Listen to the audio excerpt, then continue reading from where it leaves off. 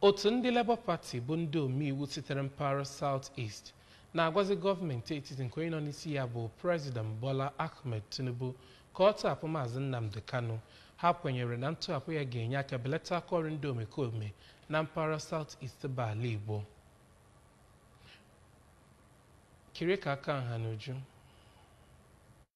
Ka onye isi ndị omebe iwu ahụ nke ndị otu Labour Party na mpaghara South East ma na-anọchitekwa Onitsha South nke abụọ n'ụlọ omeiwu na steeti a bụ Honorable Jude Umenajiego sịrị na ha na-etinye olu ha n'ikpo okwu ịtọrapụ Maazị Nnamdi Kanu ka udo tọrọ atọ wee dị na South East. Ha gbakwara okwu ka ndị aka na-achị steeti niile dị na South East nye ndị ọgbakọ omebe iwu nnọrọ onwe ha n'ihe gbasara ego ka ngalaba niile nke gọọmenti nwere wee nọrọ onwe ha dịka o siri dị na iwu nke Naịjirịa, tinyere na akachibigoro ala Naịjirịa ebinyego ya aka. N'okwu gbasara okwu nyegara gọọmenti etiti nakwa ndị abụba ọrụ n'ihe gbasara minimum wage, ka ya bụ otu ndị omebe iwu kpọrọ okwu ka gọọmenti tinye n'uche ha na ihe agalago ọnụ ka ha kwụọ ya bụ ụgwọ n'ihi ka ndị ọrụ wee nwee ike na-egote ihe ha ga na-eri site